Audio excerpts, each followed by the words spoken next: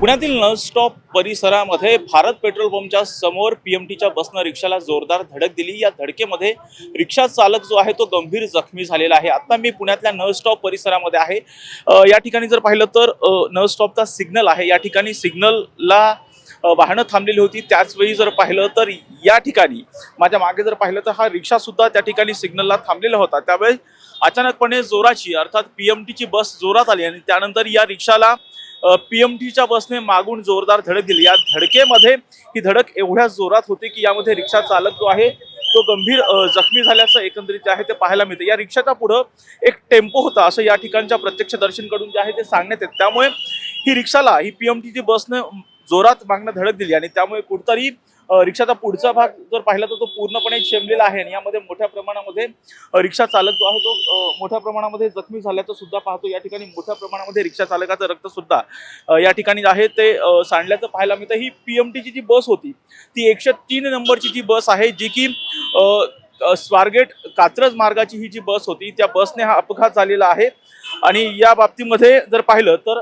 रिक्षा चालकाला जे आहे ते खासगी रुग्णालयामध्ये जे आहे उपचारासाठी दाखल केलेलं आहे आणि त्याचबरोबर या ठिकाणी आता पोलीस सुद्धा घटनास्थळी दाखल झालेले आहेत। पोलिसांकडून या घटनेचा आता पंचनामा जो आहे तो केला जातो। तर रिक्षाचा जर पुढचा भाग जर आपण पाहिला तो पुढचा भाग सुद्धा मोठ्या प्रमाणामध्ये चेंबल्याचं या ठिकाणी जे आहे ते पाहायला मिळतंय। ही धडक एवढ्या जोराची होती आपण पाहू शकतो की मागणं ज्यावेळी या पीएमटीच्या बसने जोरदार धडक दिली या रिक्षाला आणि त्यावेळी कुठंतरी पुढे जो टेम्पो होता त्या टेम्पोला ही रिक्षा एवढ्या जोरात आदळली आणि त्यामुळे कुठेतरी रिक्षाचा पुढचा भाग जो आहे तो पूर्णपणे शेमल्याचं तरी एकंदरीत जे आहे ते पाहायला मिळतंय। खरं तर MH12 RA 0445 या क्रमांकाची ही 49 माफ करा 0 MH12 RA 0849 या क्रमांकाची ही रिक्षा आहे। ही रिक्षाचं मोठ्या प्रमाणामध्ये या धडकेमध्ये जे आहे ते नुकसान झालेलं आहे। या रिक्षाचा ड्रायव्हर असेल त्याला खासगी रुग्णालयामध्ये उपचारासाठी जे आहे ते नेण्यात आलेले आहे। त्याचबरोबर या रिक्षामध्ये इतर सुद्धा एक महिला प्रवासी होती असं सुद्धा या ठिकाणी जे आहे ते सांगण्यात येतंय। त्या महिलेला सुद्धा कुठेतरी आता रुग्णालयामध्ये दाखल करण्यात आले आहे आणि विशेष बाब म्हणजे या बसचा जो चालक होता त्या चालकाने स्वतः जे आहे या रिक्षा चालकाला जे आहे ते रुग्णालयामध्ये दाखल केल्याची जी आहे ती प्राथमिक माहिती मिळते। परंतु हा जो वर्दळीचा भाग आहे पुण्यातल्या नळस्टॉप परिसरामधला हा जो भाग आहे या ठिकाणी या अपघातामुळे मोठ्या प्रमाणामध्ये वाहतुकीची कोंडी सुद्धा झाल्याचं एकंदरीत या ठिकाणी जे आहे ते पाहायला मिळतं। पोलीस सध्या या संपूर्ण घटनेचा पंचनामा करतायत।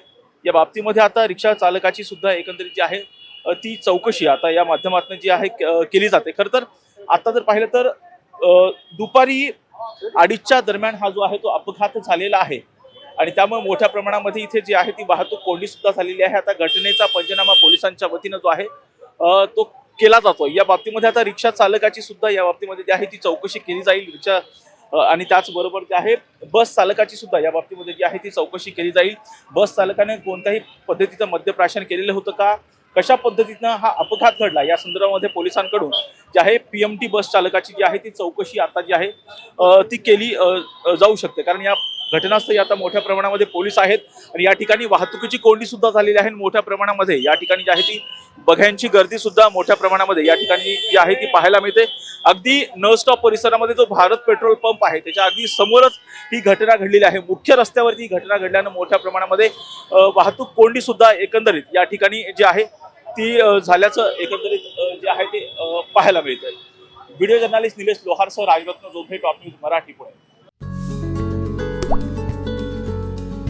आता जोकासु STP या अत्याधुनिक जॅपनीज तंत्रज्ञानाने सुसज्ज quick installation, energy efficient, noiseless blowers, low maintenance या आणि अशा वैशिष्ट्यांनी परिपूर्ण जोकासु STP तंत्रज्ञान प्रकल्प उभारणीपासून ते विक्री पश्चात समाधानकारक सेवा देणारी भारताबरोबरच परदेशात देखील प्रकल्पांची यशस्वी उभारणी करणारी company Deccan water treatment private limited.